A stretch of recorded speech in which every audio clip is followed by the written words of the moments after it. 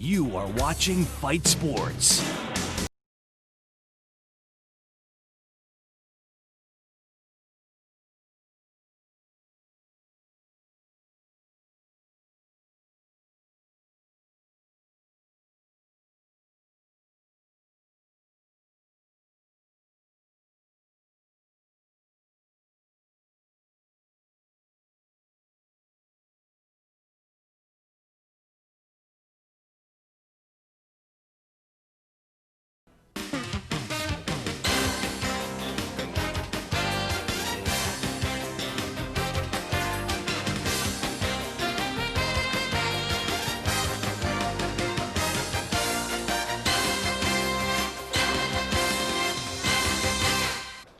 Tonight, from the banks of the Missouri River, it's the boxing debut at Station Casino St. Charles, right outside of St. Louis. Yes, tonight we're in Budweiser's backyard, but the King of Beers presents USA's Tuesday Night Fights. This evening, we pull open the tab with, just for starters, a 4-rounder introducing a newcomer, and tonight, featuring 18-year-old Augie Sanchez, a high school senior who is a Golden Gloves champion, a national Golden Gloves champ, with a style more suited to the pros than the amateurs, so he passed on his spot as an Olympic alternate and made his pro debut last month with a first-round knockout. And that's just for starters.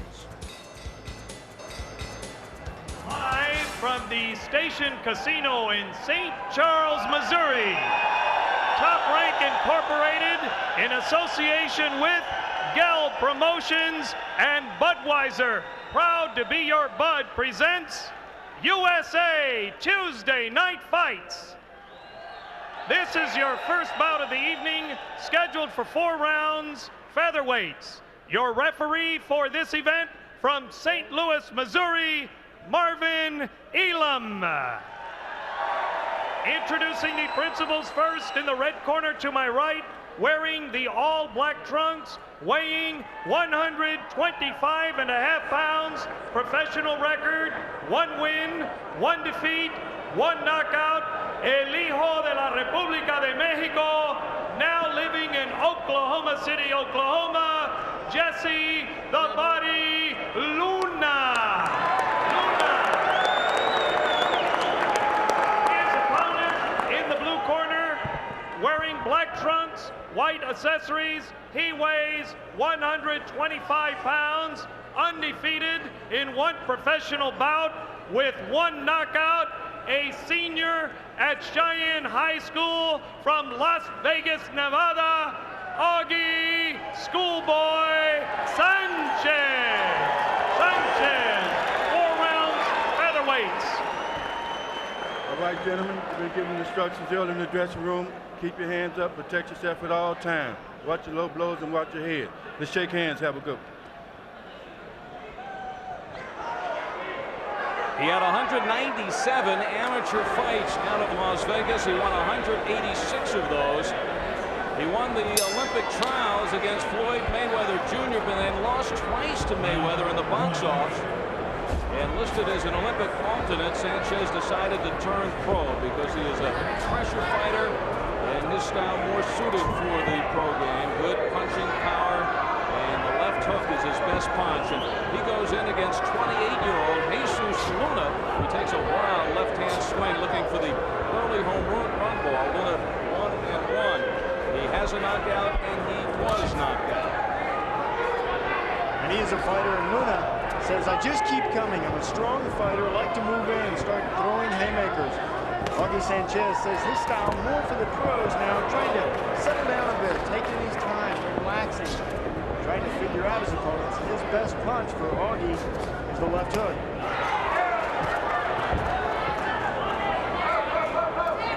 Combination from Sanchez. Well-schooled fighter. Fight plan tonight he knew nothing about. Jesus Luna said he was going to figure him out early and not to get careless. So this is definitely a feel out round for him. Sanchez just probing. His pro career coming into this one has lasted 1 minute and 38 seconds. That's when he knocked out Raul Maya. June the 1st on the undercard of Azuma Nelson, Jesse James Lane. Oh, good combination. Down. And this one was just about the same. Oh, stop this fight.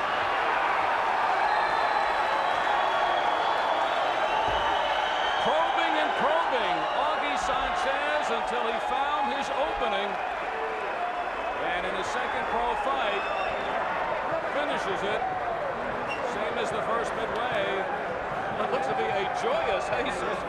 He's happy this fight's over. A little hug from Dad, Juan Sanchez, and his brother, Juan Jr. And that team is very happy. They've been working on settling him down, wasting very few punches, going out to seek and destroy. And that's just what Augie Sanchez did tonight. Quick start from him. Quick ending. Here he is probing with his punches on the outside.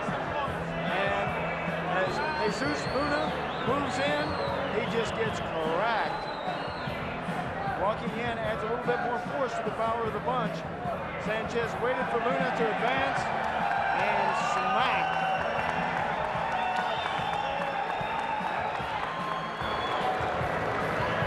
So the storied amateur fighter passing up the Olympics and gets a quick start as a pro.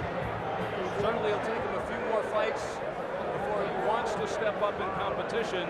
But tonight, in the first one here, just for starters, looked for his opening, very patient, and when he had it, he struck. And let's get the official time now from Mark Beto. Ladies and gentlemen, the time, 1 minute, 49 seconds of the first round. The winner by tactical knockout and still undefeated, Augie Schoolboy Sanchez.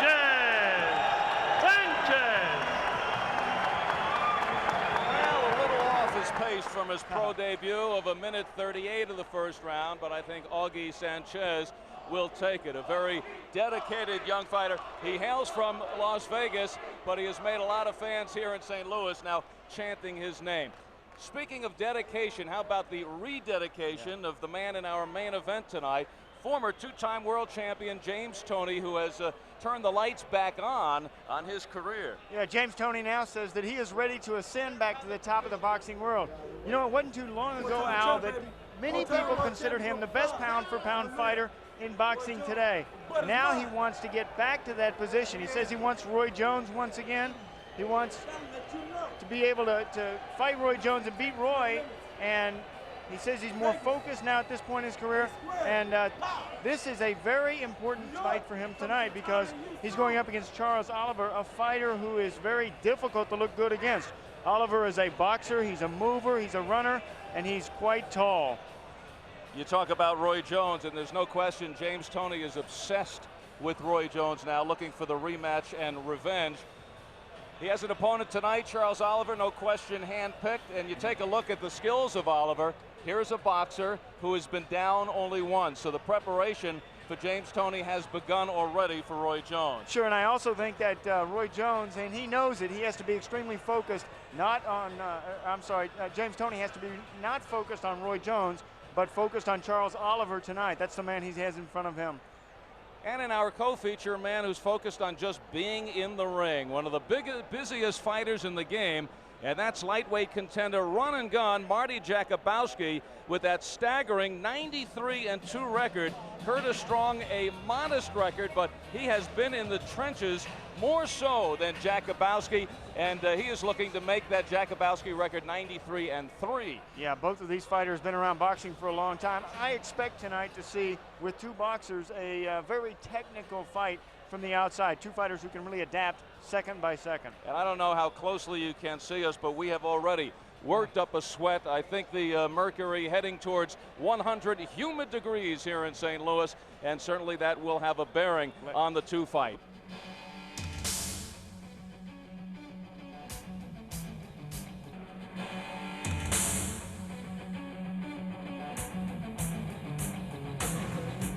Coming up, Marty Jakubowski, a boxing phenomenon. Only 26. Tonight is his 96th pro fight, and he's after win number 94 against the scrappy Chicagoan Curtis Strong, who says Jakubowski's record doesn't make him flinch. Next on Tuesday Night Fights.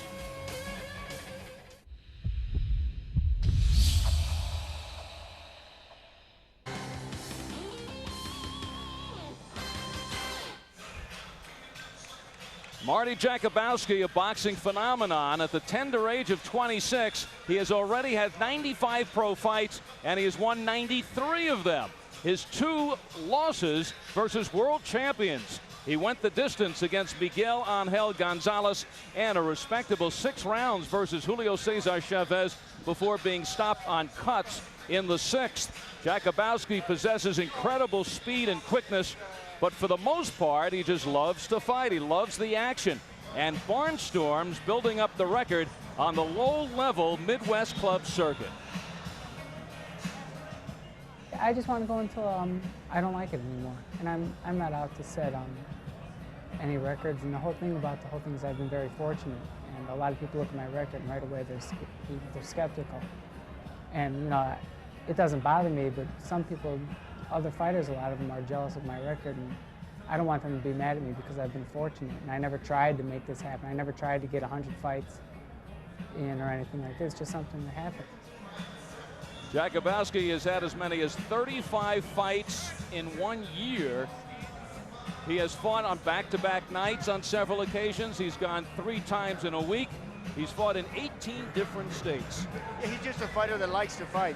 He fought Wayne Swift 5 times. He fought Lee Cargile 5 times. This is a fighter who would rather fight than work out.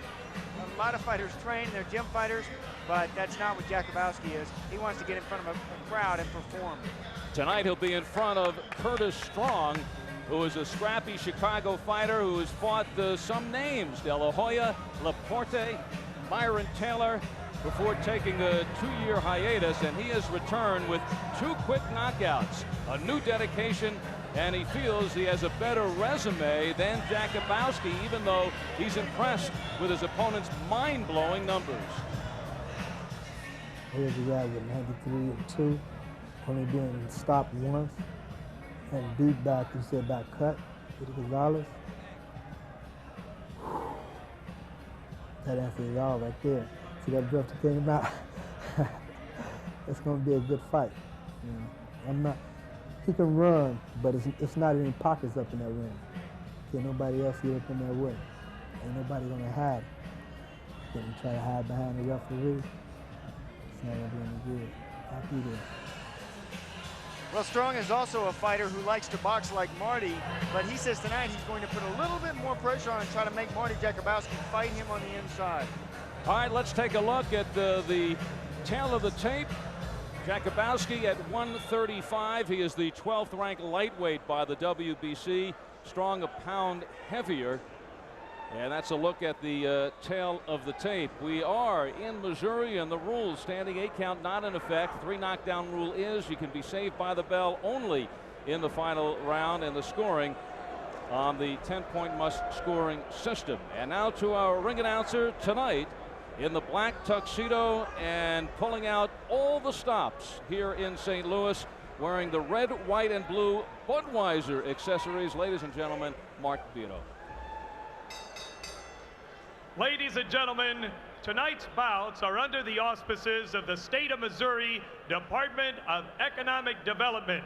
The attending administrator of the Missouri Office of Athletics is Timothy J. Lukenhoff.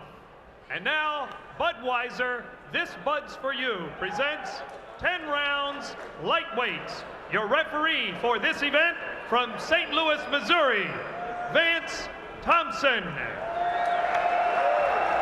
Now here are the principals first. In the red corner to my right, wearing the blue trunks, gold trim, he weighs 136 pounds. His professional record, 16 victories, 8 defeats. He has 2 draws and 9 knockouts. He hails from Chicago, Illinois. Here is Curtis Strong.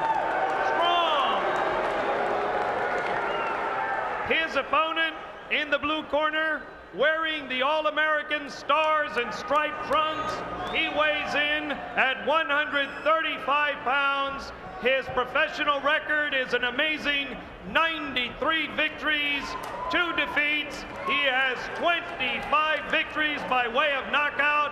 He hails from Whiting, Indiana. Here is Marty Jakubowski.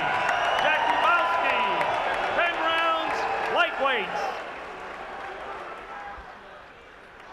All right, gentlemen, you've already had your pre-fight instructions, so I expect a good, clean fight. Protect yourself at all times, gentlemen. Shake hands. To your corners. And as we start this evening, as you can see, we are just past 90 degrees, headed towards 100. And as you could see, the fighters in the ring before the opening bell, very easy to work up a sweat tonight. Yeah, that's even down from earlier today when it was much warmer. The sun has gone down. So it's supposed to rain tonight, they said. See cloudless sky. Like raining punches right now, very strong with a strong start. Listen to some of the aggressiveness that he has added to his style. He says, now I'm a hungry fighter. Marty Jakubowski says his style now more confident, becoming more serious after 93-2. His best jab, he says, the punch. Gotta get that working. Pretty strong, gonna be right in front of him. Jakubowski, who with a smile on his face. 95 fights, he says he's been hit 7 times in his career. 3 times by Chavez, 4 times by Gonzalez when he stepped up stairs against world champions. Yeah, real good defensive fighter. His problem has been offense. He says, my forte in the ring is boxing. I don't wish to change it right now. Although I think he would be more effective if he added some aggressiveness in his style and some punches as he moved. Very hard to hit, slick fighter. And a fighter who never falls out of shape. He fights his way into condition. He doesn't like to train like many fighters. In fact, many fighters like pretty strong. He says, I abhor training. That was the big problem for Strong. Before he stepped out of the ring for 2 years, he was facing name competition. Myron Taylor, Juan Laporte, the French champ, Jacobin Yoma, South African November, Singila, and then against Oscar De La Hoya in De La Hoya's 4th professional fight. Stopped in the 4th on cuts, and soon after that, Strong laid out for 2 years. He's come back with 2 quick second-round knockouts, but he said he hated training and was a victim of his conditioning habits. And now he's in the gym because he was hungry at the age of 33. He feels he has world-class talent, but has not been training himself well enough to be able to bring it out. Good combination from Jakubowski toward the end of the round, too. The judges are going to remember more vividly the last 30 seconds than they are the first 30 seconds. Pretty strong in the Oscar De La Hoya fight. He said the kid can hit. My toughest opponent, no doubt. Said De La Hoya is good. Proved that in his career. Coming to the end of round number 1, and we'll pause for word from your local cable systems.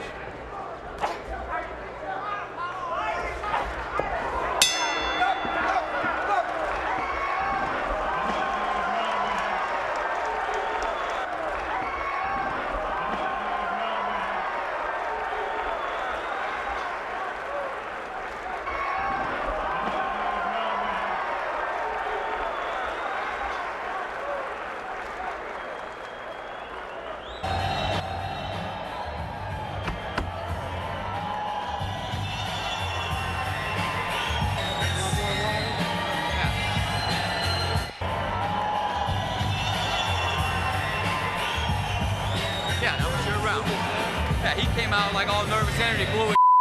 Good body shit. Hey, you're slipping that jab, boom, over there. He can't deal with that movement, Marty. Great, beautiful round. Stick that jab and move. He can't deal with it. Yeah, you feel what he had. Same way, in and out long.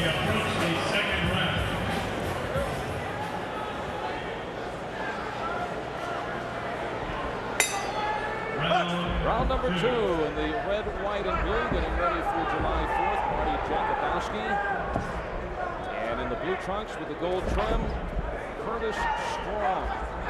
Strong with 16 wins, 9 by knockout of the 93 victories for Jakubowski. 25 fights. He turned pro at the age of 17, so he's been fighting for 9 years. He got into boxing when he was 9 years old, Marty did. In Whiting, Indiana, he said everybody there was into boxing. It was a thing to do. He had a 130 amateur career. He lost to Tom Johnson, to a friend Pat Bird, and a friend Jamal Hinton. Those were 3-round losses. But he is always a run and gun, backpedaling, moving, in a 10-round fight in this sweltering heat and humidity. He's looking to take advantage in the later rounds against Curtis Strong, who has been out for 2 years, and since coming back, has fought only 4 rounds. Strong says, learning to sit down on my country, not to telegraph. I'm trying to punch harder now. We only have 9 KOs in 16 minutes. Strong actually, Jakubowski is slowed down. When you figure that 35 fights in 1993, follow that up with 17 more in 94. By most standards, it's a heck of a busy year, but not for Jakubowski. Only 11 last year, and he's only had 5 fights this year. Why slow it down? You know, he barnstorms, gets in a car, and just goes anywhere in the Midwest, but you have to pay for gasoline these days. Probably more than what he's making in some of his fights. That you're making, and he can't afford to get beat up because he makes money fighting so many times in the year. Well, he follows the simple fight philosophy. He says if he spars a couple of times a week, he doesn't get paid, but if he takes a couple of fights a week, he makes a few bucks. And he says if I fight a couple of times a week, I make $300. So you figure on the circuit he's traveling, he's actually making $150 a fight. You tell him that's what he's making too. You tell him to take the fights over 50. Jakubowski's a fighter too. At the end of that first round, Curtis Strong kind of taunted Jakubowski a bit, but Jakubowski has been through this 95 times before. He's not at all daunted by any of the taunting from Curtis Strong. And the activity has been what has made him a good fighter. Jakubowski hardly did.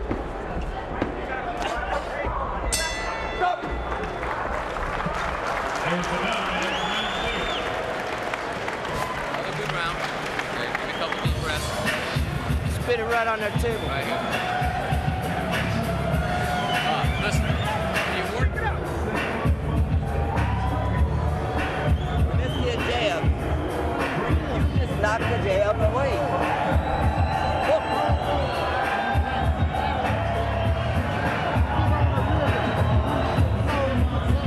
I'm working with him, man.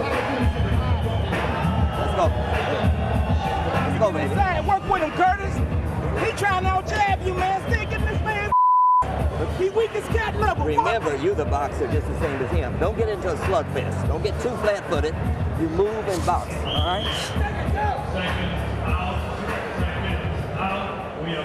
You're boxing.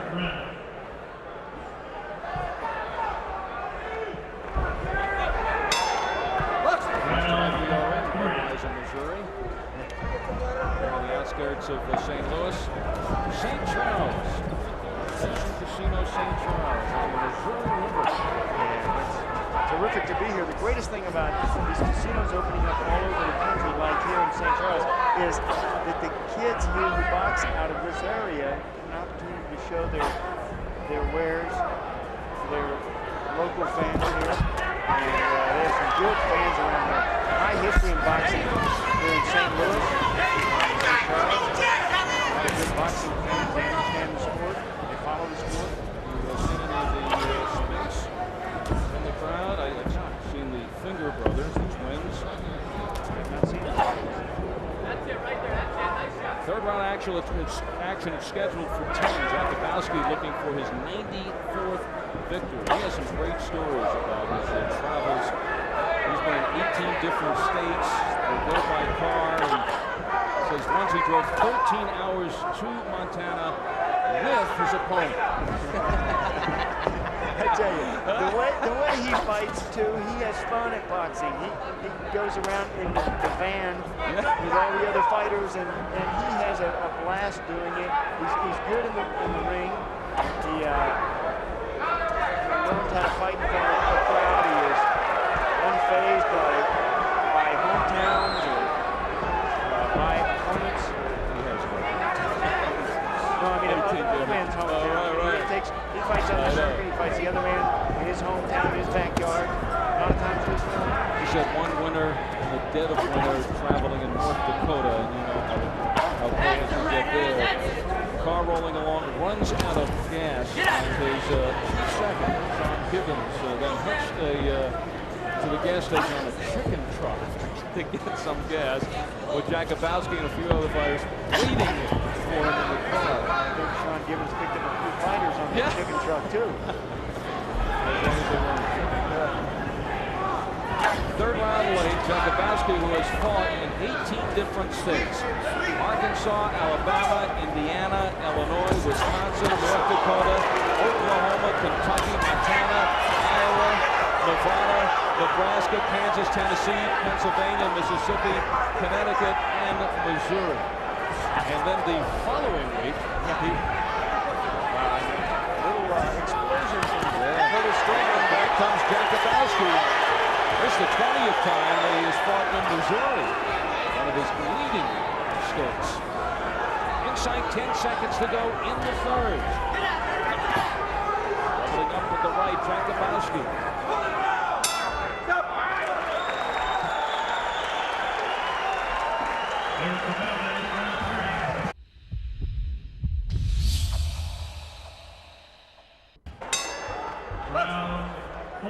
Well, a little life in that third round from Curtis Strong, who scored with a good combination.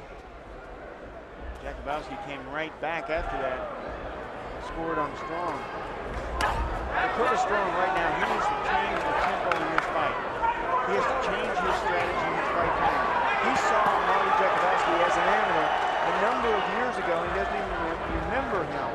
He says all night, though, he expects from Jakubowski to be running his fight plan. He said, I got to go for it. I got to turn my career around. I got to let it all hang out. I have to control the tempo, and I have to outthink Marty Jakubowski.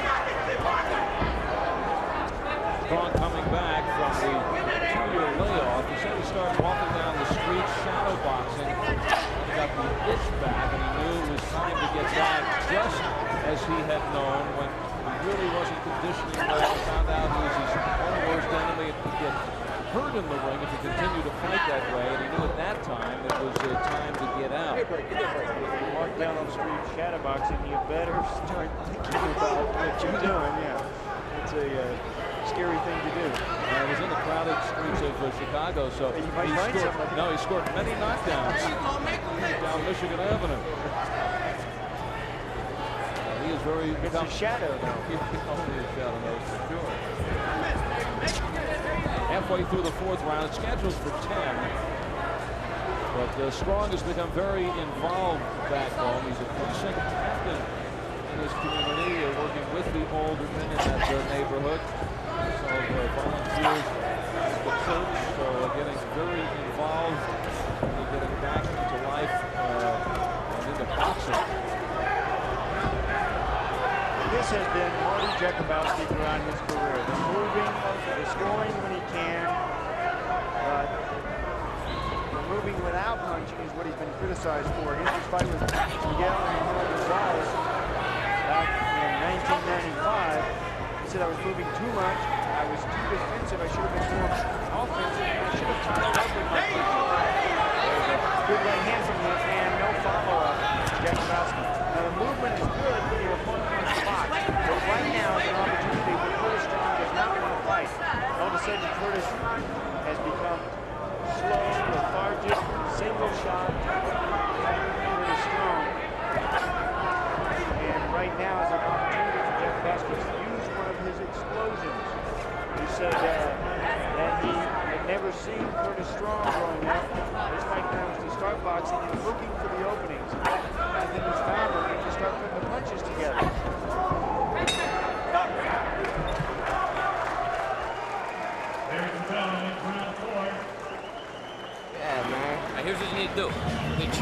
right hand is one. Just boom, boom, right away. His hands down, he's there for it, okay?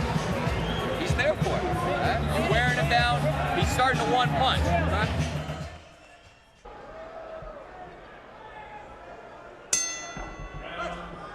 Missouri River rolling along. We are at the Station Casino, St. Charles. You can see the Riverboat Casino in the background. We are underneath the pavilion. And a crowd of 2,500. That's what they see here. And it looks pretty well packed from our vantage point.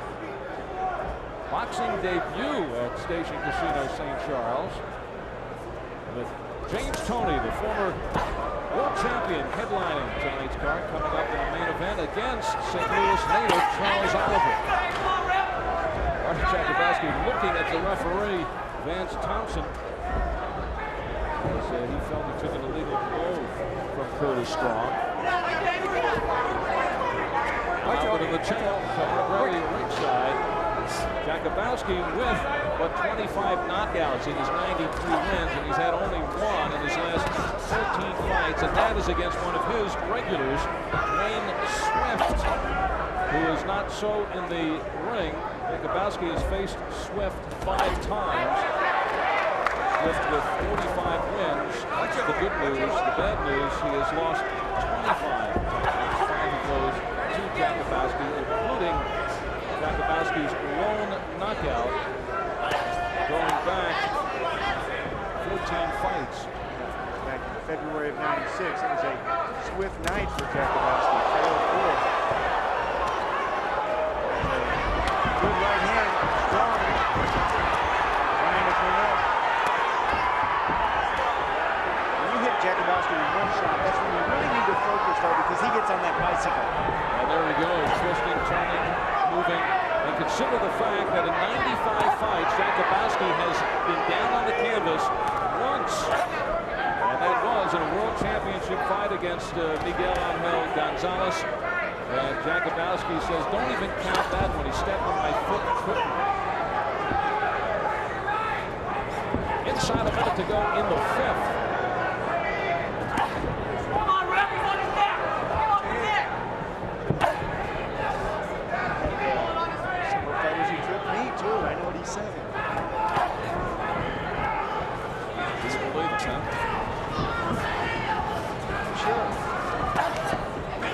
Actually, in that fight, Gonzalez the aggressor, Jakubowski very elusive to the extreme.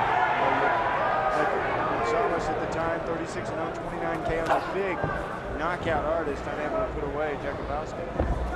That fight in June of '95, just about a year ago. Since then, Jakubowski has reeled off 9 straight wins. 5 down, 5 to go.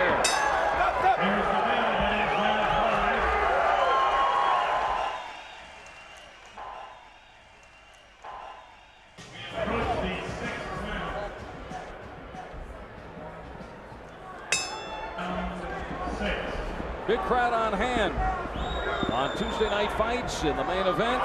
Turning the lights on will be James Toney, trying to turn the lights off on St. Louis's Charles Oliver, who is a boxing stylist. James Toney looking ahead. All he wants right now is another shot at Roy Jones. He's stepping in against a guy who likes to use the ring, Charles Oliver. Round number 6 in the red, white, and blue, the Jackrabbit, Jakubowski, Artie Jakubowski, and in the trunks, the gold trim, Curtis Strong. Strong hailing from Chicago with a modest record compared to Jakubowski's 93-2. Strong was 116, lost 8 with a couple of draws. But this is his second career after a couple of years off. He's come back with 2 second-round knockouts and now wants to become the 3rd fighter, joining Julio Cesar Chavez and Miguel Angel Gonzalez to hand Artie Jakubowski a defeat. How will he be able to do it in the last 5 rounds? Let's find out what the corner is thinking. The champ is in the corner of Curtis Strong. Jim Strickland, what a difficult fighter to face. What problems is Curtis having with the movement from Jakubowski? I think his biggest problem is just that he's not punching enough himself. He's quicker, his hands are quicker, his feet are quicker, but he's flat-footed, walking in as though when he lands one good punch, as though he can take him out. He'd never knock out Jakubowski because he's not a punch himself, but he could outspeed him. You're asking for counters. Why? Well, Jakubowski leads with his left jab. Curtis is easy to deflect it and counter with his own left hook, right there, you can see. And he's just, and then when he does punch, he punches only with the jab, moves in, and then stops punching. It's just a matter of throwing more punches, just like right there. Yeah. He's standing still without punching. Right, now he's acting like he's a stalker. He's not a puncher. Right. So he should Strong be is using his legs. Strong is landing single shots, and Marty's landing combinations. Yes. How about the next few rounds? What are you going to try to have him do? The only thing I feel that he can do successfully is to throw more punches than one at a time. If he uses his hand speed, he could out-punch Jakubowski. He has faster hands. How about this heat? You see, he's stalking as though he's a Joe Frazier. And when he lands one good blow, then he becomes like a knockout artist. That he isn't. Yeah. Well, what are we going to see from him the next round? I hope we can get him to box more instead of trying to be a puncher. All right. Next round, they want him to box more, Al. Thank you, Jim. Yeah, that's the corner of Curtis Strong. Jim Strickland coming down to 10 seconds to go in the sixth.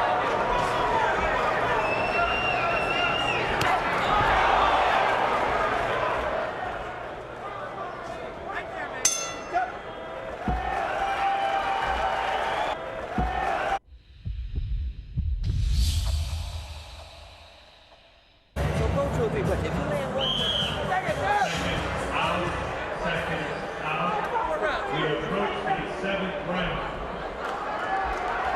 A beautiful and unique venue for Tuesday night fights. The Riverboat Casino in the background. Station Casino, St. Charles.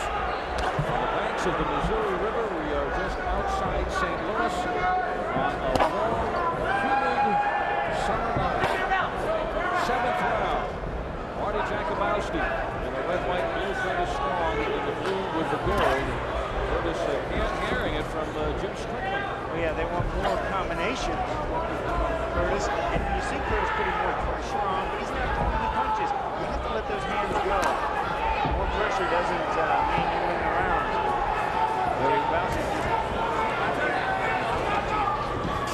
Curtis also trying to now rough up Jakubowski, coming in with the elbow to shoulder.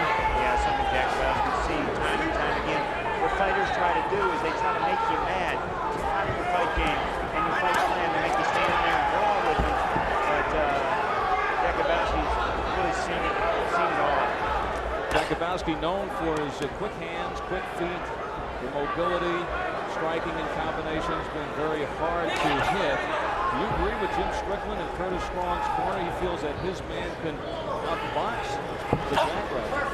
I do not. I think with a fighter like Jakubowski, a lot of these rounds have asked for especially with a fighter like Marty, you have to control him and contain him. To do that, you have to cut off the ring, go downstairs to the body like Julio Cesar Chavez did, like Miguel Angel Gonzalez did. You got to match his punches. You can't let him out punch you. Well, Sean, you had 86 fights at the age of 24 when you hung up the gloves.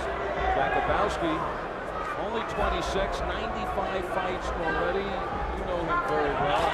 How long can he go? Can he approach the Buck Smith type numbers of 200 fights? Yeah, this is a kid in Jakubowski who enjoys fighting. The thing that worries me is he's not able to reach the next level in boxing. When you see him time and time again, he's the same fighter. He beats a lot of fighters like the Curtis Strongs of the world.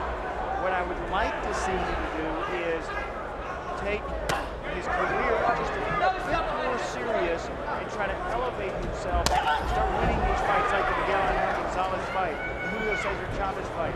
He has a good style. He's a dedicated kid in that he likes boxing, he loves fighting, he loves getting in front of the audience. But right now, at this point in his career, he can elevate himself and move forward. 10 seconds left in the 7th. It's scheduled for 10. We are expecting it to go the distance. There's the bell. Round 7.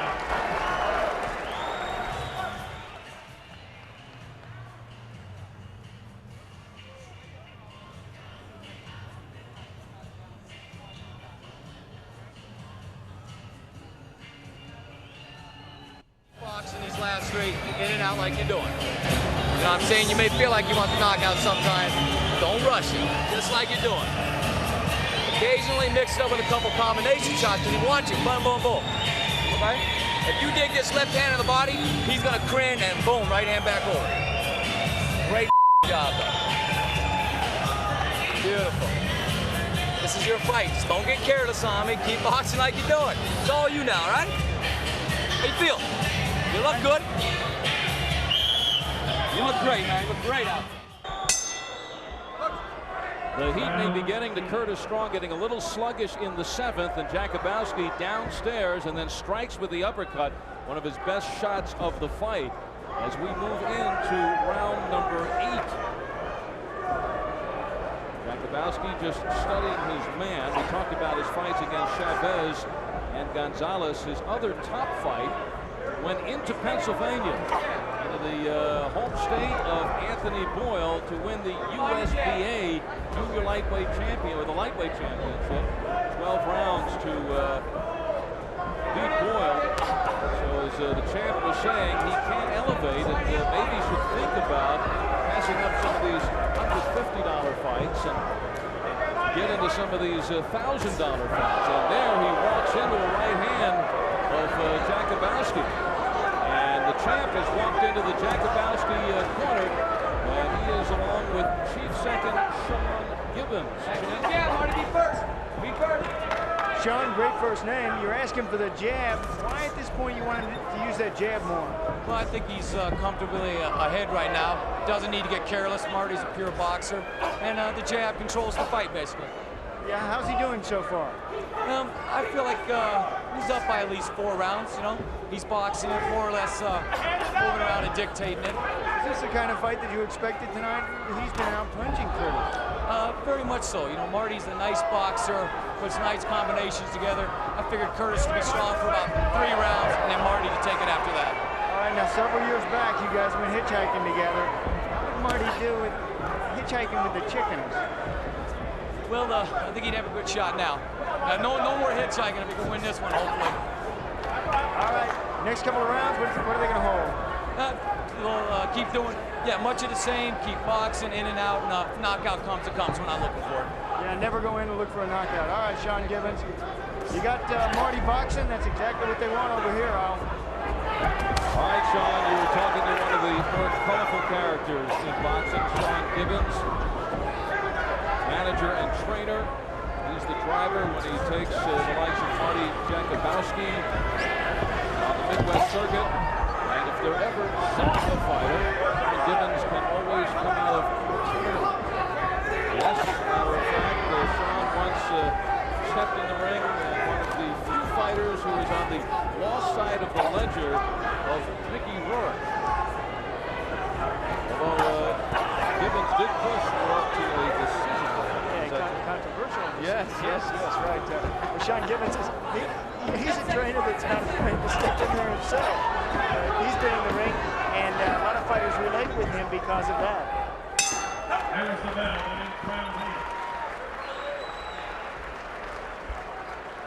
All right, we're home now. Deep breath. Deep breath. Give it a little cool.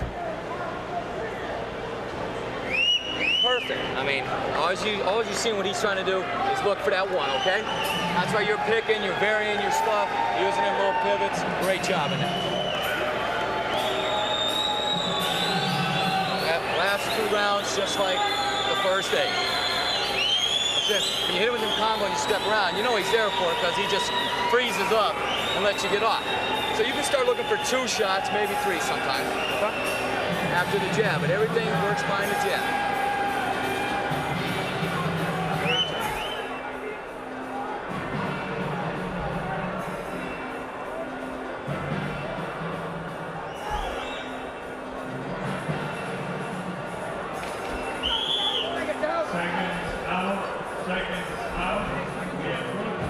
Sparkling night here.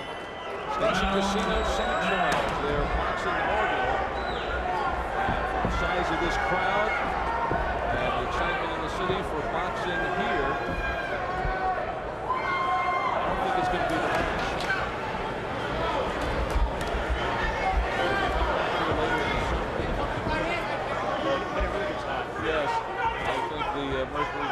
on our thermometer. Ninth round action. Marty Jakubowski doing what he does best. Curtis Strong just has to press it.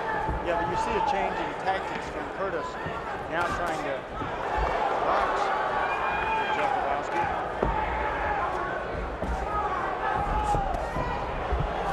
Jakubowski, an extremely difficult fighter to face because he shows very little offense. In order to knock out your opponents, they have to come in and accept your punches.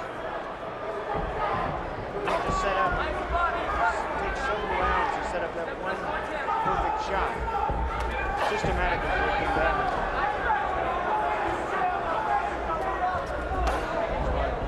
Marty's difficult to face.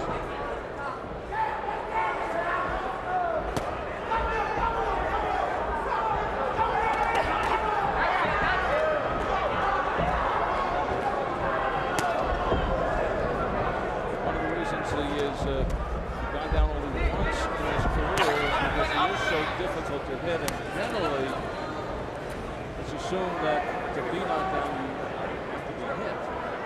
Sometimes I think we've seen mystery punches. We've seen him knock out But he says on only 7 occasions has he been hit. And those came in 2 fights, Chavez and Gonzalez. And now he has Curtis Strong. Strong hurt.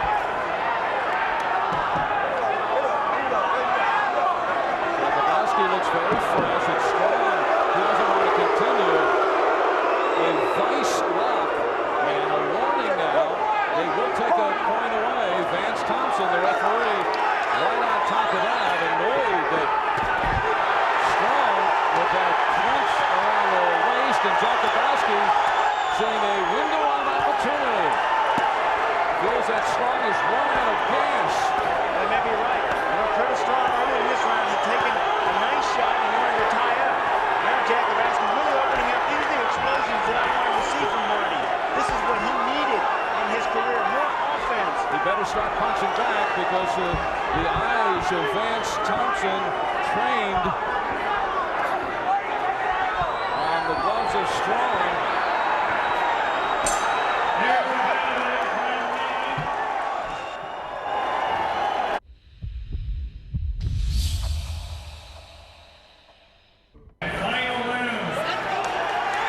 Marty Jakubowski headed for the 10th round. Looks like he can go 10 more. But after this fight, trying to probably hop in the van and head to Wyoming for a fight tomorrow night. And he is on his toes. Curtis Strong. He ran out of gas in the 9th, or was he just playing possum to set up Jakubowski for a big finish in the 10th?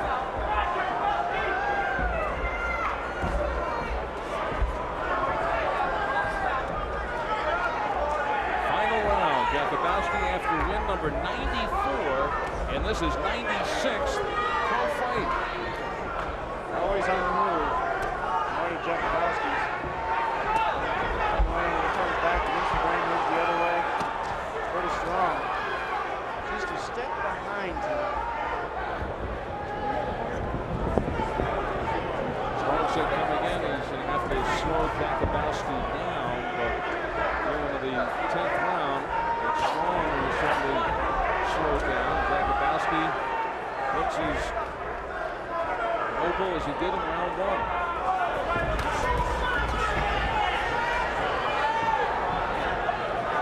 Two fighters who are originally from Chicago. Jakubowski now lives in Gainesville, Indiana. A few times he's not fighting and is there, but these two fighters knew so much of one another. The amateur circles, very surprised that they really never faced one another until now. Former world champion James Toney waiting in the wings to go against St. Louis's Charles Oliver in our main event. Coming up shortly on the Tuesday night fights. Al Albert and the champ, Sean O'Grady, ringside. Final minute, and look now, Jakubowski. Is Strong, weakened by that blow by Jakubowski. Now he moves in to try to finish it off. The referee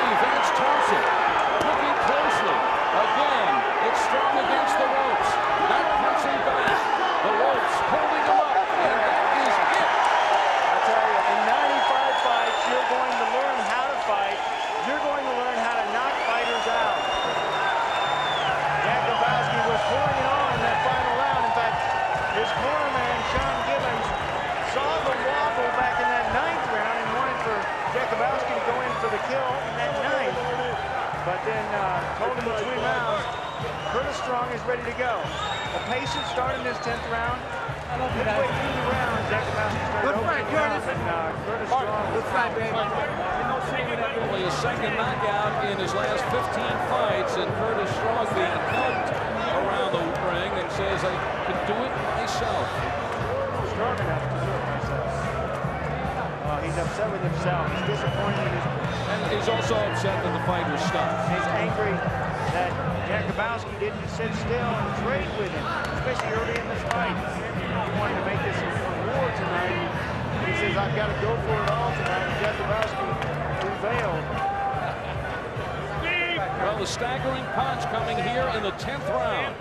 Yeah, that 9th round, a nice right hand from Jakubowski, but here in the 10th, Karak, that right hand over the top, and there's a little hoedown dance from Curtis Strong. Curtis Strong did everything he could to stay on his feet. Jakubowski really pouring it on here. Saw the window of opportunity. Look at the intensity on his face. He's trying to punch as hard as he can, even though he's a fighter without big power. Well, there was enough punches to make the referee stop the fight. It was the quantity, if not the quality. Good shot. Jakubowski right when Strong was coming in, and Strong wobbled back to the ropes. Referee Vance Thompson looking on, stayed close and stopped this fight. Jakubowski just looking for the openings. Just give me one shot. The one shot that Curtis Strong was begging for earlier in this fight is what Jakubowski wanted. You fight a boxer and box a fighter. Jakubowski boxed early, and then he came on strong late. All right, let's get the decision. Let's go up to the Budweiser poster boy, Mark Biro. Ladies and gentlemen, the time, 2 minutes, 24 seconds of the 10th round. The winner by technical knockout, Marty Jakubowski. 94-2. Marty Jakubowski. And with that flurry, nice little staggering shot at Curtis Strong. You can see that turn up sometimes in the Tuesday Night Fights greatest hits for the month of July as we have moved into the new month. And a hand for Curtis Strong. So Marty Jakubowski with a 10th round technical knockout.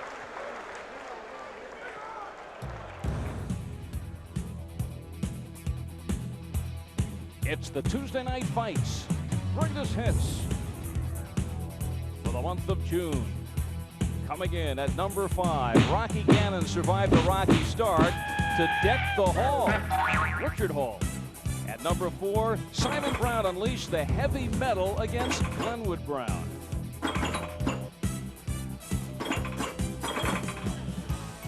At number 3, Charles Murray with a laser-like attack. And Jake the Snake tries to shake it off. Number 2. It'll be a short night. For whom? That's me. Well, look, I'm pretty strong, man. I'm pretty strong. Vincent Boulware strong in the prediction department. It was a short night. And the number 1 hit, Pat Coleman, well behind in points. His career hanging in the balance. Comes up with the year's most dramatic hit.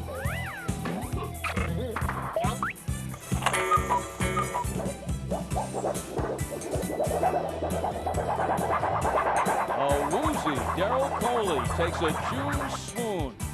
And those were the greatest hits for the month of June.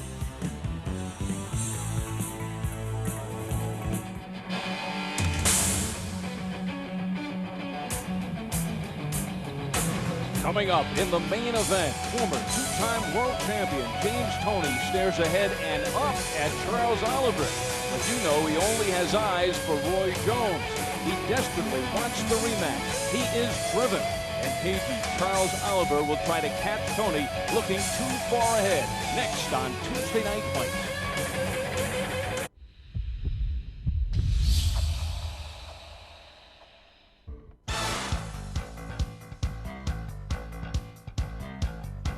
It's time for the main event. Budweiser, the king of beers, presents USA's Tuesday Night Fights. A scheduled 10-round light heavyweight bout.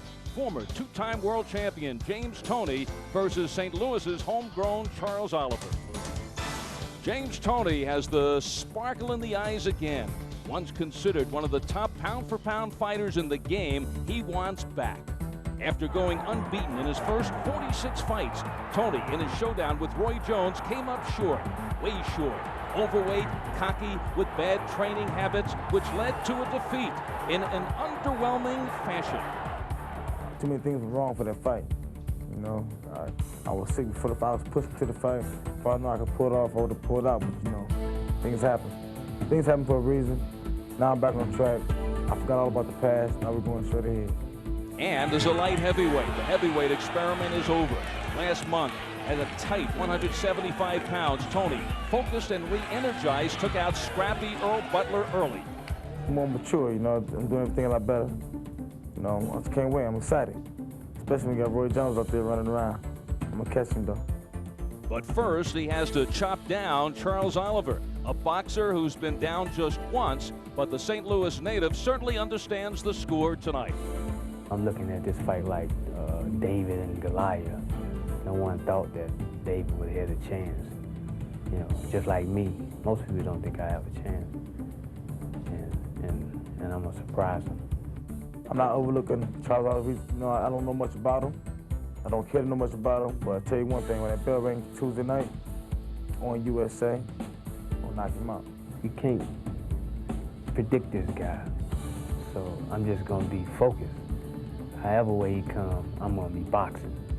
You know, if he come at me fast, I'm just gonna use my footwork, get out of the way until I get in my rhythm. Then I'm gonna start boxing. Charles Oliver. I'm gonna knock him out from his hometown friends, his wife, his kids. They all gonna catch him. Well, he says that with such a foolish joy. But you know, James Toney is now thinking of one fighter, and that is Roy Jones. And this fight is an example. Charles Oliver is a guy that James Toney would bring in to spar who would simulate a Roy Jones. He's a boxer. He's been down only once in his career. He uses the ring. So for James Toney, he's fighting Charles Oliver, but for him, he's in the ring with Roy Jones. Yeah, well, he was extremely upset about the fact that he got beat by Roy Jones. And what he's trying to do now, especially for this fight, is he's trying to use Charles Oliver as a gauge, trying to reestablish his control in the fight and learn how to face the kind of fighters like a Roy Jones with that lateral movement, the kind of fighter like you saw in Marty Sanabowski. Too much movement that man, James Toney, wants to be able to control. You know, when he takes off the robe, last time we saw him the middle of May, a felt 175. He certainly looked weight-wise that he was focused getting down to that tight weight. But when he takes off the robe, you will see what now is depicted on the tail of the tape. Not 175 pounds, but James Toney weighed in at 183. A little disappointing, Sean, although they said he contracted for 182 and didn't want to make the weight if he didn't have to for this fight. But why'd they contract to 182? I tell you, impression is so vital in boxing. He has to give the impression that he is ready to get in at any weight and fight with Roy Jones if that's the fight that he wants. Going up to 183, I don't think that's his weight. However, James Toney is good. He's a good fighter, and he's terrific at any weight. And we are in Missouri for this fight, so let's check out the rules for this scheduled 10-rounder. Standing 8 count is not in effect. 3 knockdown rule is in effect. Saved by the bell only in the final round, and scoring on the 10-point must scoring system. Now to check out the strengths and the weaknesses of these two fighters, let's go to the champ and the blackboard. On this week's boxing blackboard, 3-time world champion James Toney's strengths. He's a good fighter, good style, good power, and good defense with a solid chin. James' weaknesses is his attitude. It can cause him to be lazy. And with an increasing weight problem, some question his dedication. And he proved to have the passion against Charles Oliver, his strengths. A good boxer with improving skills. Charles' weaknesses, he lacks power and strength. This is a big step up in class for Charles. He needs the fight of his life tonight.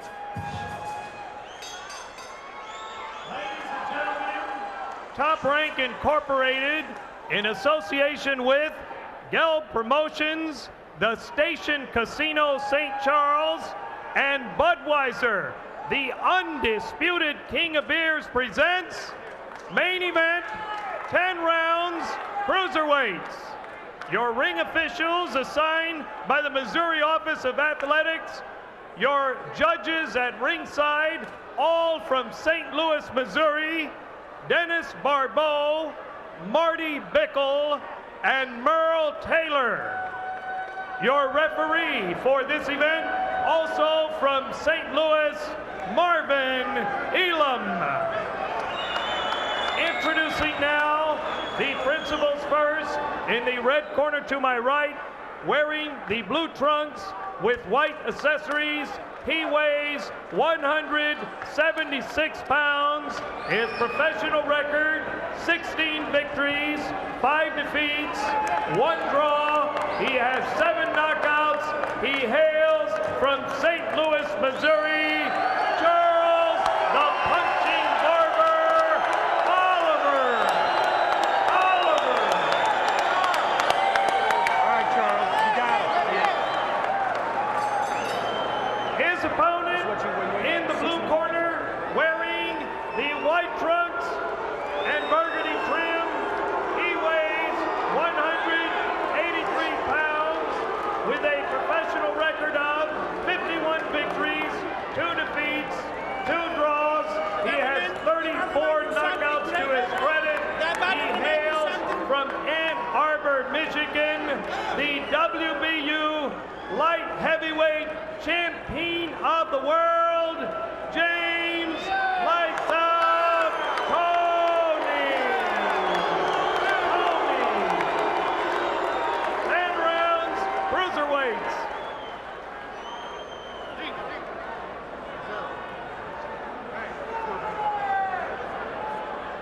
Okay, gentlemen, you've been given instructions earlier in the dressing room.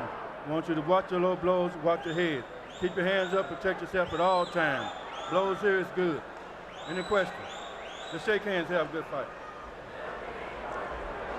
With Eddie Mustafa Muhammad in his corner, James Toney fighting for the 3rd time in 4 months. He is staying very busy. He has gotten into a training regimen that he said he was not into, taking for granted the championship going into the Roy Jones fight.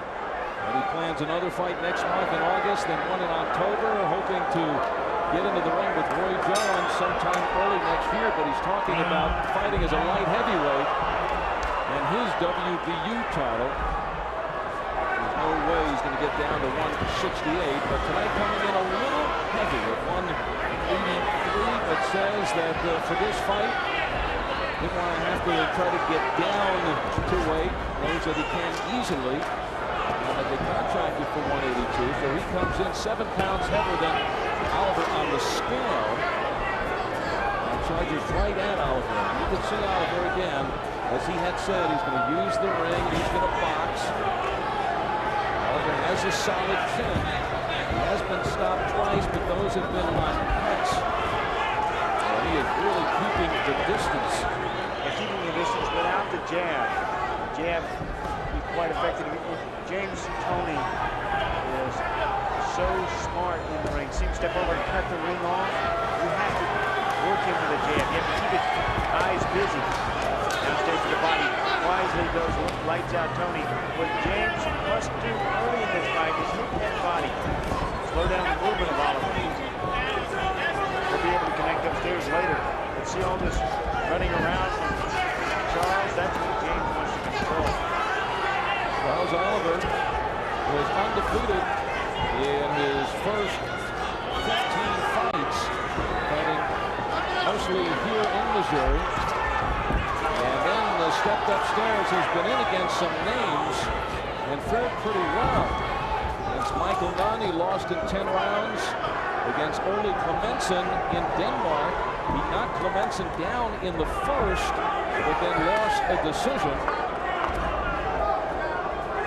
Lucas, who recently fought Roy Jones. Oliver won 12 rounds with him losing a split decision.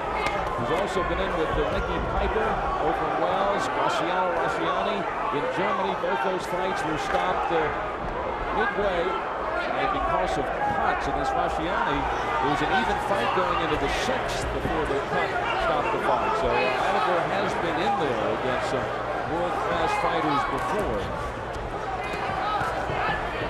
But tonight goes in against a different crowd of James Toney, great punching power, and he is trying to level Charles Oliver here early. Oliver, though, gives a lot of the angle.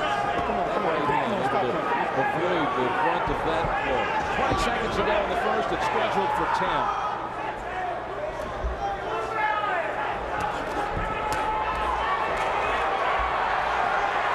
You're watching USA's Tuesday Night Fights. Al Albert along with the champ, Sean O'Grady. Happy you're able to join us tonight from right outside St. Louis.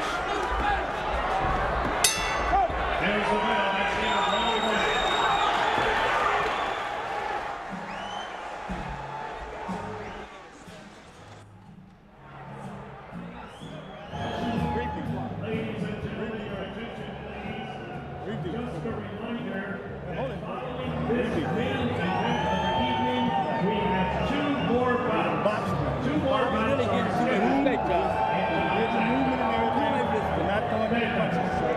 Got to have the right hand and the left one.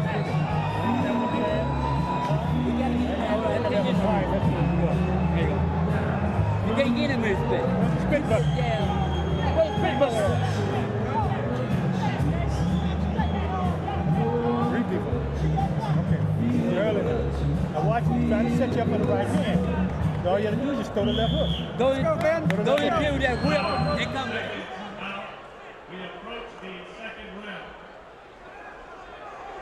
Packed into Station Casino, St. Charles, on the Missouri River.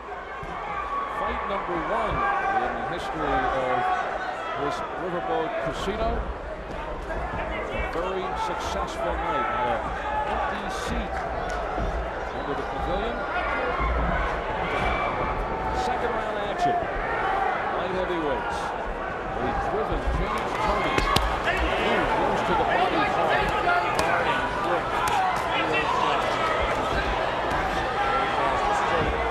Who understands the tempo, his timing before he came out of that first round.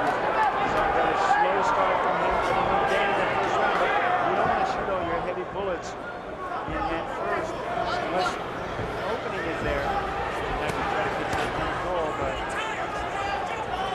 he saw that the second round, pick it up a little bit, you try some probing shots. James Toney describes himself as a good boxer, patient, and ring knowledge. His best punch, he says, is the left hook. For Charles Oliver, he describes himself as a boxer. He says, I'm not a puncher. 7 KOs in 16 rounds. His best punch, he says, is the jab.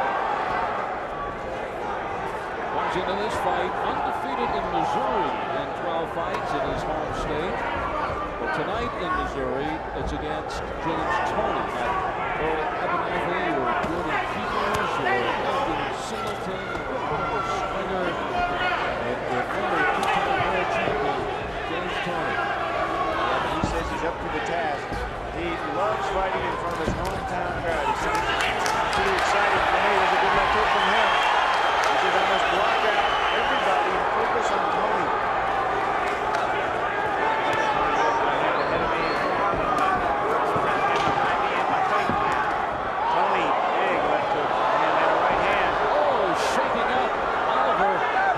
Second. Oliver's hurt. And look where his hands are.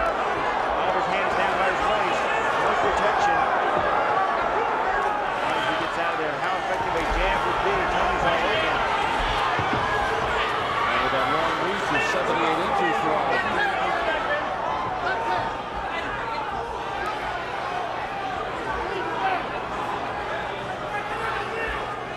Oliver staying right in front of James Toney.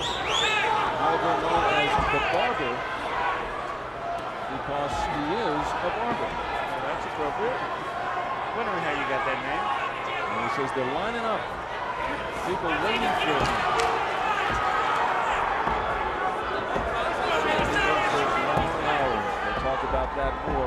return. Maybe cut, too. The penalty is round 2.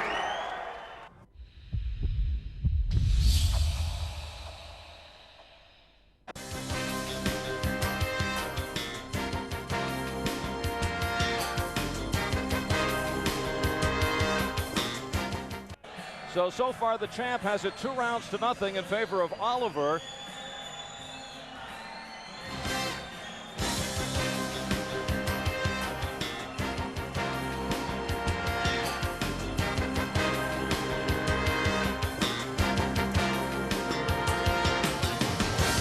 Ready to body shot. 75 years later, But keep pumping the jab on it him. takes you at least a Get whole that year right hand. Bring those to back. We out of here. $1 million.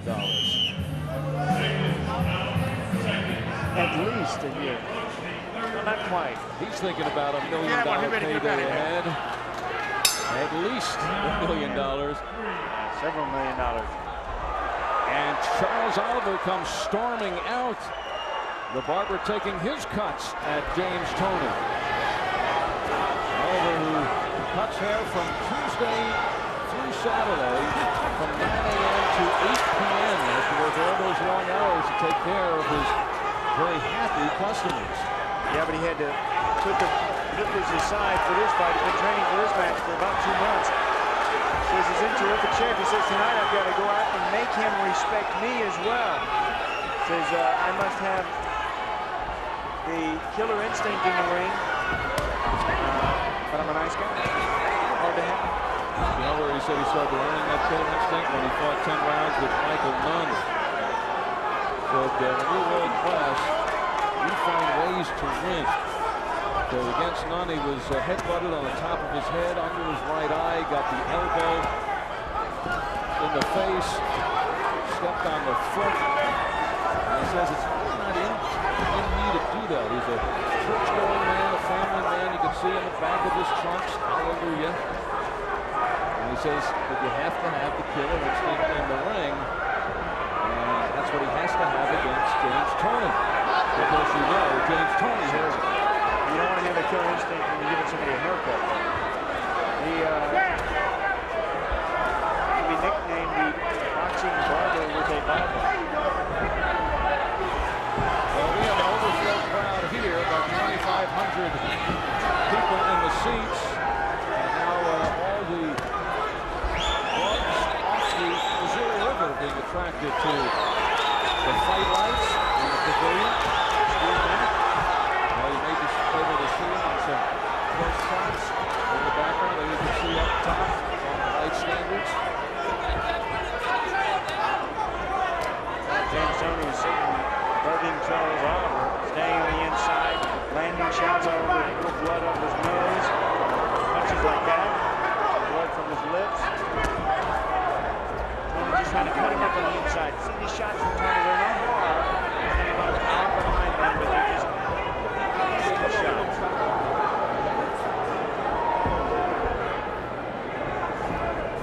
Pressure. James, pressure, pressure, pressure.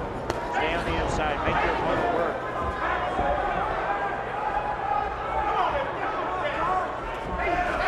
Using the drag is Toney. And now just playing inside. Doesn't fear the punching power of Charles Oliver with 7 KOs in 22 fights. There's the bell. Round 3.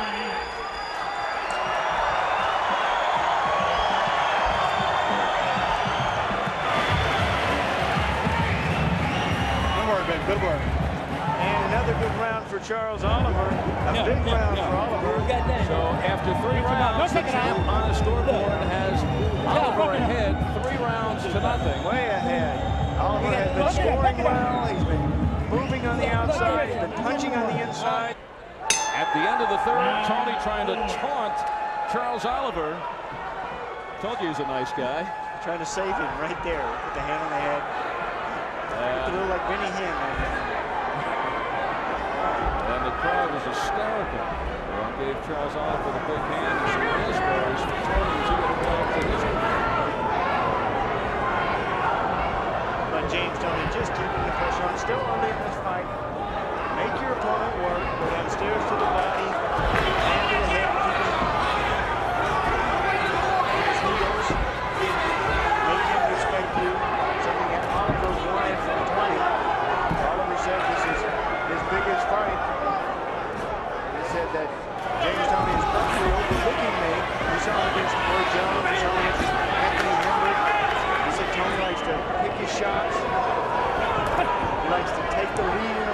control the tempo and the pace. His fight plan tonight was to establish the jab and the boxing use of teamwork. I don't think that he's quite done that. Oliver always leaving the question how long can he be living in the scheduled 10-rounder. With the heat here in the mid-90s, Oliver has not fought in 7 months. A lot of partnering. Toney playing a little bit the swing of the miss. Oliver tagging up first, but nothing happening. Although the fans happy to see Oliver making the contact, but Toney right now just working on a few things against the ropes. Yeah, trying to dodge some of these punches. Remember those combinations he got hit by Roy Jones? He doesn't want to get hit with those again. He wants to maintain his own speed with his smile over the corner of Oliver. Big left hook. Again, the left hook for Toney. And now Toney turns it up. 1 hours to go on the 4th. Toney using the rope with a little leverage. Referee now steps in. Marvin Elam catching it. And that rope stuff. Some fighters try to do is they pull on that rope and it gives them a little bit more power in their punch. Left hook without that rope.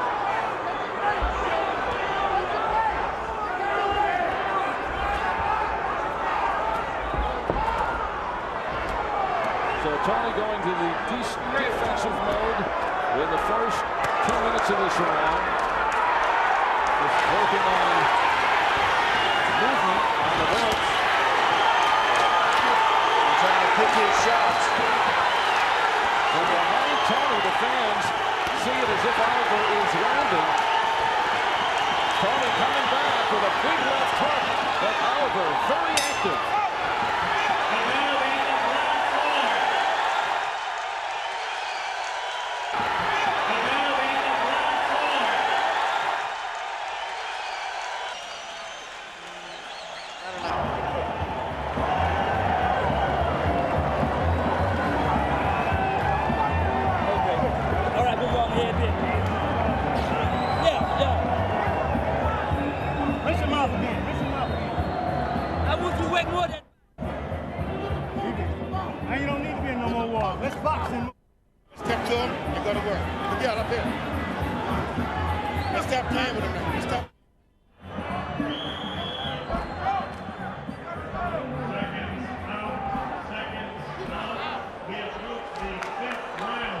Yes, the fireworks just beginning at the end of round number 4. James Toney has underdog Charles Oliver in his face, and the crowd here in St. Louis responding. And now it's Oliver talking to Toney, and knowing the personality of Toney, probably offended that not that he was in any way in trouble, but just that his opponent would have the gall to pick up the pace. So we'll see if lights out starts working with the switch here in round number 5. Everybody standing in. So Toney wants to get in some rounds. The Earl Butler fight, his last fight, went just 4 rounds. So Toney, and that fight was down to 175, a little heavier for this one at 183 in a fight that was contracted for 182. Toney says he's taking care of himself, eating nutritionally, running, which he says he wasn't doing before the Roy Jones fight, which is hard to believe. Now fighting regularly, feels that he can easily get down to 175.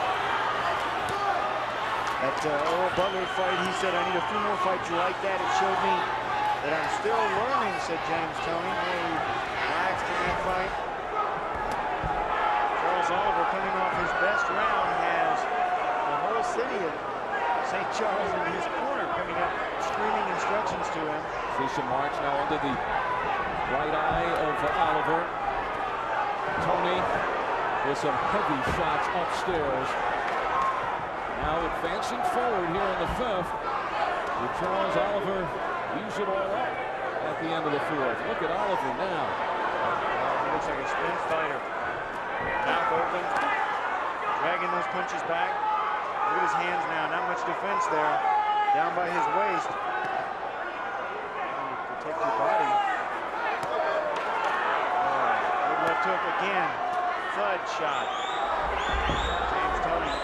And this pressure, constant pressure in your face. No time to rest from James Toney. That's experience speaking.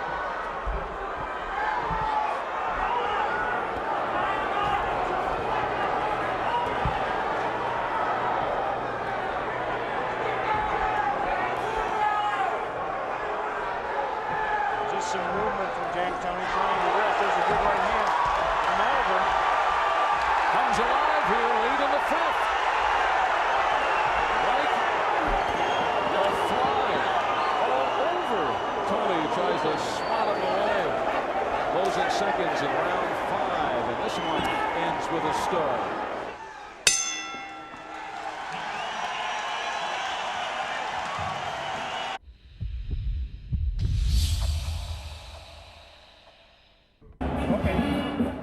Well, at the end of the 5th round, like the end of the 4th round, Charles Oliver came alive with some combinations.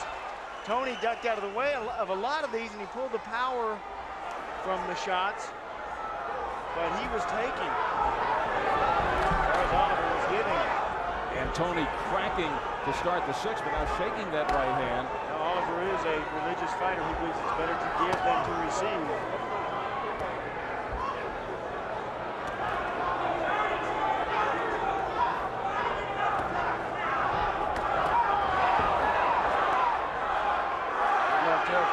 Tough.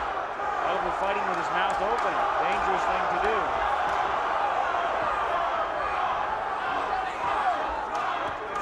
James Toney looked great at 175 about a month and a half ago.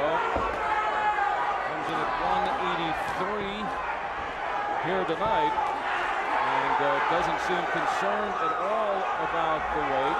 Weight contracted at 182, says why make the weight in this kind of fight? He knows he can get down to 175. But is there another side of the coin there, Sean? If he is so dedicated and he has Roy Jones on his mind, should he not be fighting at 175 and just getting used to doing all the things in the ring at the weight he would fight Jones at? Absolutely. It's all about impression, too. You have to impress upon fighters to demand a certain fight that they want. He wants to fight with Roy Jones, so you have to impress upon everyone involved that you want that fight and that you're going to go in there with everything that you can have to win. And also, I like it when a fighter, we all do things of habit. I like a fighter who's had several fights in a certain weight division to try for that championship. What I don't like is somebody who goes way down in weight and tries for a big super fight, or way up in weight and try for a big super fight. I like the road track for fighters fighting at 175 pounds. He steps in there for a super bout that would be. He's actually the 3rd heaviest that Toney has weighed for a fight. This is his 56th fight. He weighed 189 against Greg Everett, and then went up to heavyweight at 200 against Richard Mason. Very sluggish in that fight, pulling out a 10-round victory. That was the fight before Earl Butler. Sure.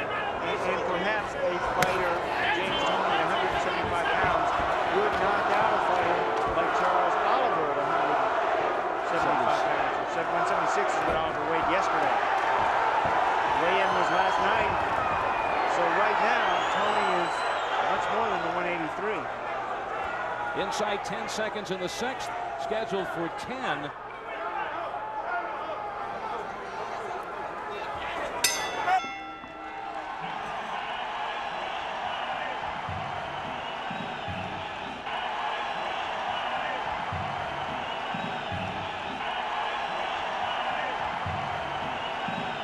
Step up the pressure, baby. You gotta step it up now.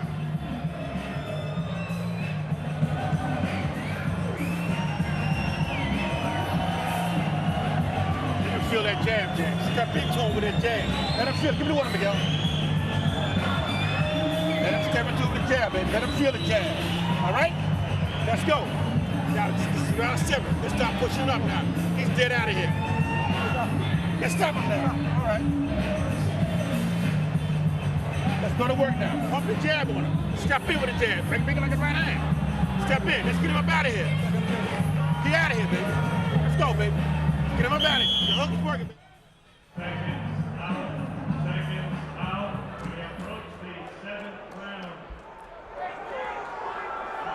Budweiser, the King of Beers, presents USA's Tuesday night fights. This is the main event in the long white trunks or short white pants.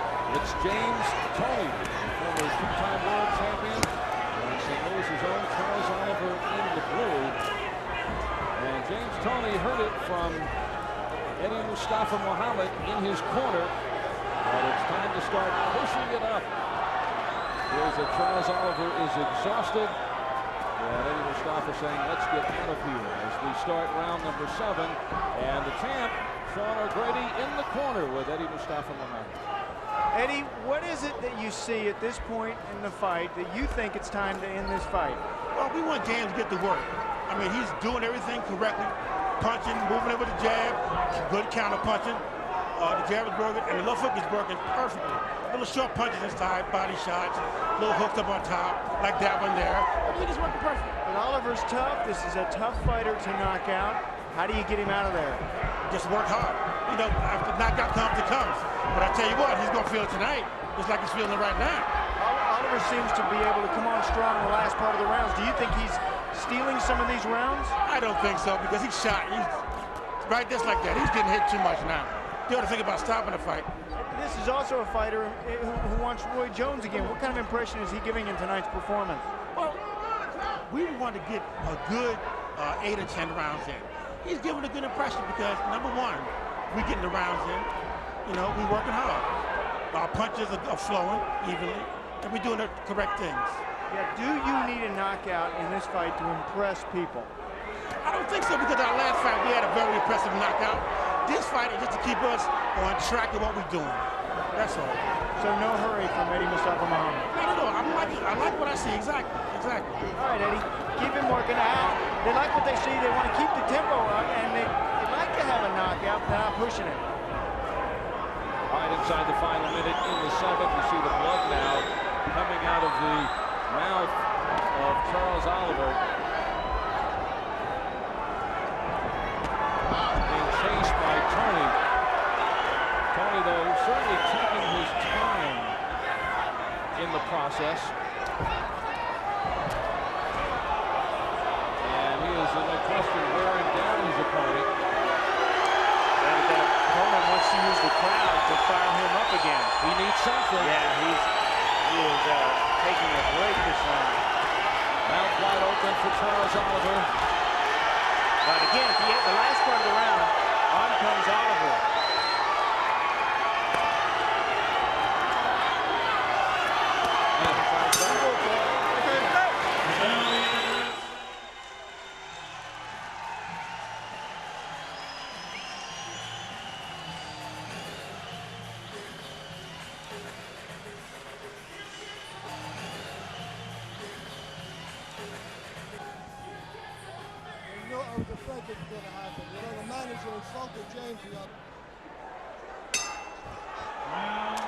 No, this is not the sci-fi channel.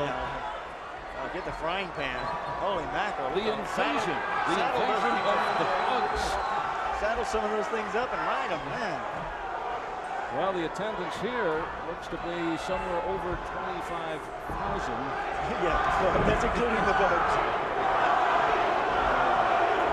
Only 2 in the ring. And the crowd yelling for Charles Oliver. I don't know what the heck they're yelling, but they're yelling for him. There's 2 syllables. Charles is now 2 syllables, nor is Oliver. Maybe just Charles.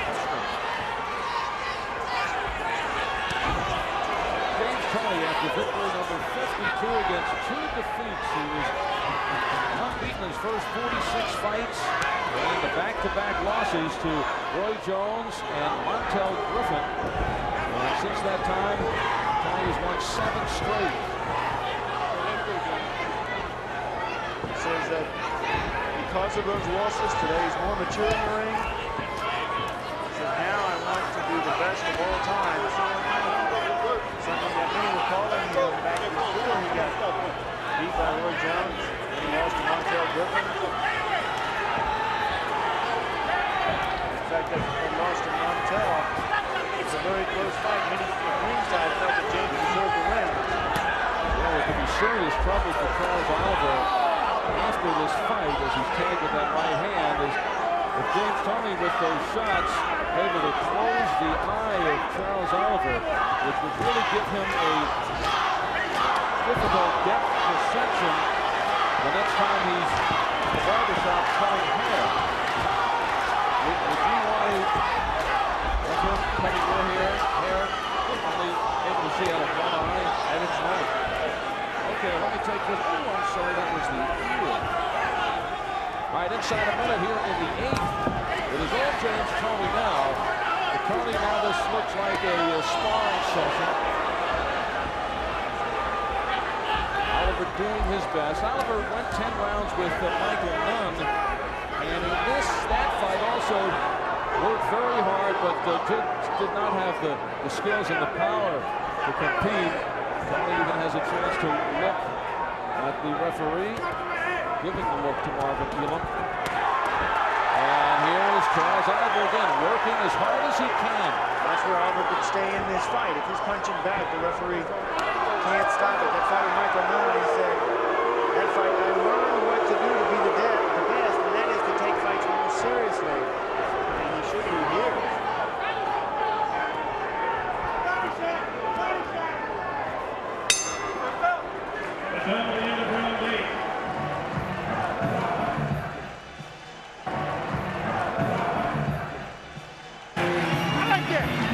Keep them hands pumped like you're doing. You better get the out of here, man. Excellent, excellent. He ready to get up out of here. They wanted to quit. His corner's all up. I like what I see. Keep them hands pumping. Let him grab you. When he grabs, you pump them hands. I like what I see. Keep that going, baby. Take a drink, baby. I like what I see. Keep them hands moving. You better get up out of there. Keep that jab on. The jab is stronger. Knocking it back.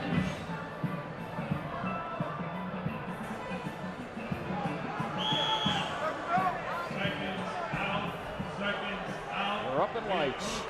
Al Albert, Sean O'Grady, Tuesday night fights right here on USA. You see the crowd packed in here at Station Casino St. Charles, in the pavilion, adjacent to the Riverboat Casino on the Missouri River.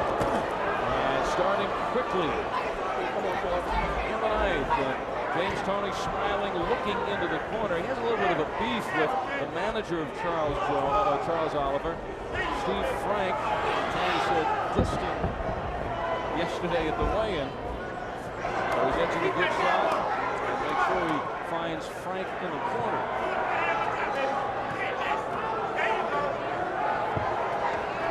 Got a fighter with James Toney who uses anger as an ally in the ring. Uses that anger to make him a better fighter. He expected this fight tonight and beat on Charles Oliver and make him quit before the 5th round, but Oliver has been tough. He's hung in there, taking some big shots. When he gets in trouble, he throws back.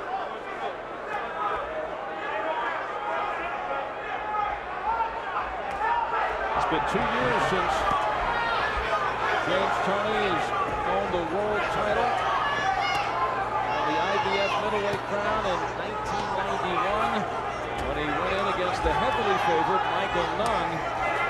Nunn was comfortably in front on all cards going into the 11th round when Toney landed him, put him down twice and stopped him and became the champion with 6 successful defenses. Reggie Johnson and Mike McCallum along the way. As the McCallum victory was the most satisfying in his career. Great respect for the legendary champion. And then in 1993, won the super middleweight title, beating Iran Barkley, and had 3 successive appearances before losing to Roy Jones November of '94. He has since strapped a WBU light heavyweight belt around his waist. James started fighting at the age of 14 and won titles in the ABF, Diamond and Gold Games, amateur record of 17-2. He turned pro in October of 1988. Just 19 amateur fights. Another guy is now more suited to the pros. Standing high school athlete, he says quickness comes from football. He's a quarterback. Western Michigan High School. He won a scholarship, but he wanted to box.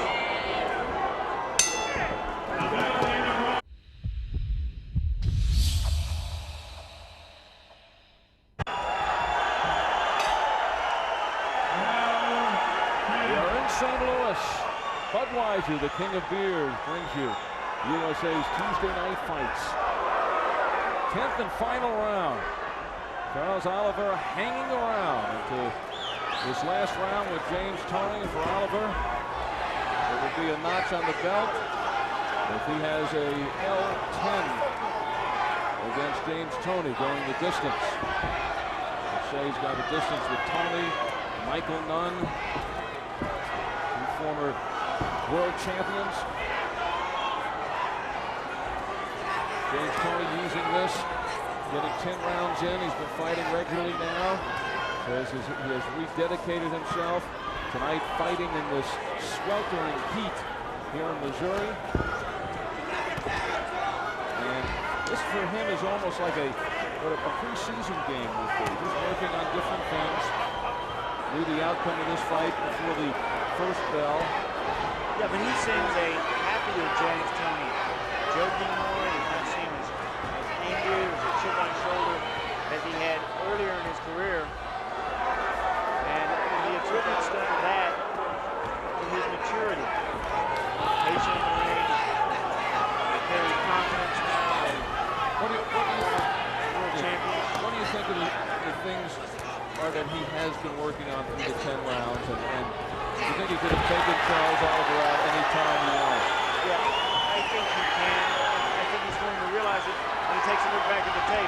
He's been able to raise a right hand from him down with Charles Oliver, and not quite appears as Oliver was off balance. It slipped down.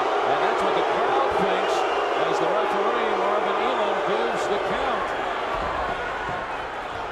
Oliver comes out swinging. Well, some of the things that Toney may want to work on now is these explosions that he got hit by from Roy Jones. You know, he's been going along here at a certain pace. Change the speed, change the tempo in this fight. We've not seen much speed in the last several rounds from him. A lot of defensive fighting. Even though he starts out this round with a knockdown.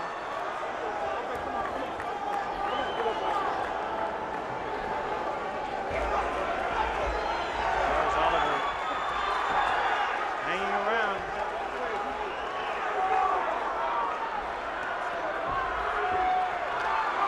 Those punches from Oliver. Both fighters' punches have really slowed down to a walk now. And the rope keeping Oliver up. He's waiting for that final bell.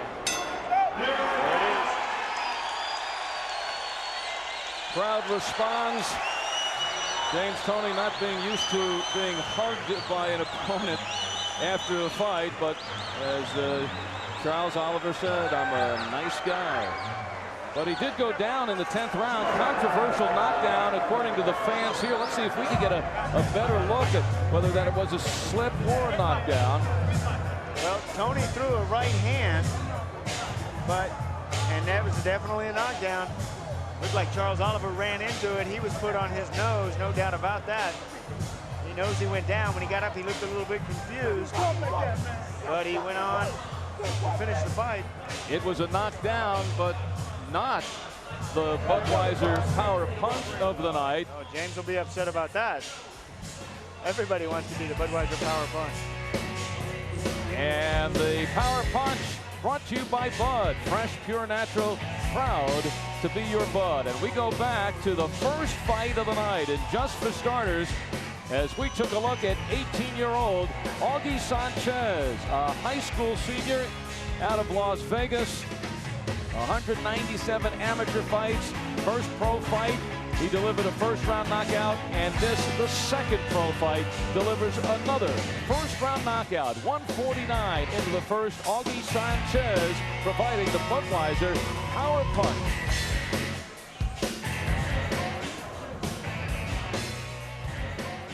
Charles Oliver just happy that this is over and it goes 10 rounds against a former world champion, and I know there are other people who are very happy that this is over. Oliver's customers, because they'll get their favorite barber back again, maybe not tomorrow. And James Toney gets in a 10-round workout as he coasts through 10 rounds, and now waiting to hear victory number 52 to be placed on his ledger. Let's get it officially from Mark Bureau in the ring. Ladies and gentlemen, we have a unanimous decision. Judge Merle Taylor scores the bout 98-93. Judges Marty Bickle and Dennis Barbeau both score the bout 98-91. For the winner by unanimous decision, James Lights Out Toney. Ladies and gentlemen, how about through 10 rounds against Charles Oliver, who gets the biggest hand here at St. Louis, surviving the 10. And that wraps up another edition of USA's Tuesday Night Fights.